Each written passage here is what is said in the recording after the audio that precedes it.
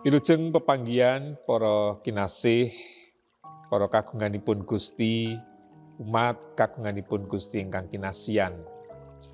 Saderengipun tepangaken nami kula Immanuel Adi Saputra, pandhita ing GKJ Sabda Winedhar Plodran Colomadu Klasis Kartasura. Wanci menika kula badhe ngaturaken renungan saking kitab Mika bab 7 ayat ingkang kalih.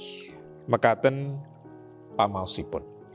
Wong mursid wis sirna saka ing negara, lan ing antarane para manungsa wis ora ana kang jujur. Kabeh padha ngincer getih, siji lan sijine padha genten ngarah nyekel srana kala jiret. Menawi kita gatosaken saking pangandika menika, menawi kelampahan wonten ing gesang kula panjenengan ing negari menika, mesti tuwuh kaprihatosan.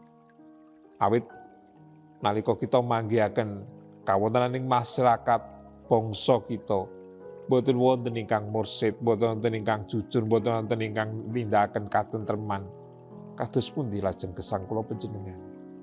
Tentu prihatos, tentu kebak ing kasangsaran. Lan menika kawontenan ingkang nate dipun alami dening umat kagunganipun Gusti. Milanipun Gusti Allah ngutus Nabi Mika ngengetaken dhateng bangsa menika supados bangsa menika wangsul malih wonten ing ngarsanipun Gusti. Kados ingkang sinrat wonten ing ayat kalih kala wau, kados ing saktengahing bangsa ingkang mursal, ingkang nyulayani kalian kersanipun Gusti kebak ing pambalela, Nabi Mika ngandika, ora ana wong mursid maneh, ora ana wong jujur maneh. Nanging kenging menapa Gusti nresnani bangsa Israel?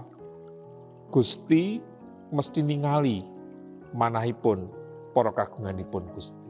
Senadyan ketingalipun angel manggihaken tiyang mursid, angel manggihaken tiyang jujur, nanging Gusti ngutus Mika supados ing tengahing bangsa menika tansah tuwuh tiyang-tiyang ingkang mursid, ingkang jujur, awit tiyang-tiyang menika ingkang ngekahaken berkahipun Gusti wonten ing gesanging bangsa.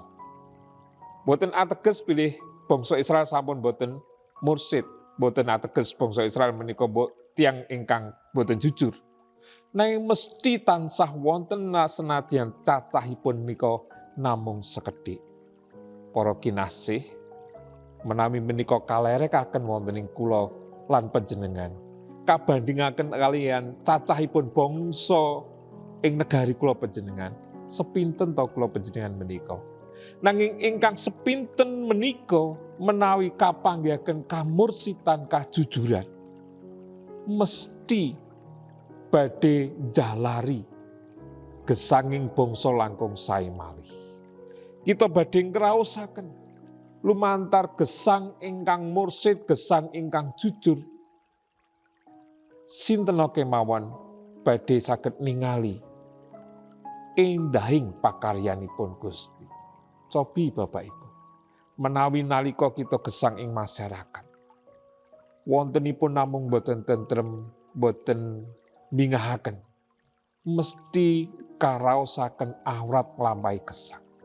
Mila tumrap kula lan panjenengan umat kagunganipun Gusti ingkang binerkahan, monggo kita tansah budidaya kamursitan, kajujuran, awit menika ingkang badhe milujengaken gesang kula panjenengan lan ingkang badhe ndatengaken berkah dhateng sinten kemawon ing gesang kula lan panjenengan. Gusti berkahi kasagetaken kita nglampahi dawuhipun. Amin.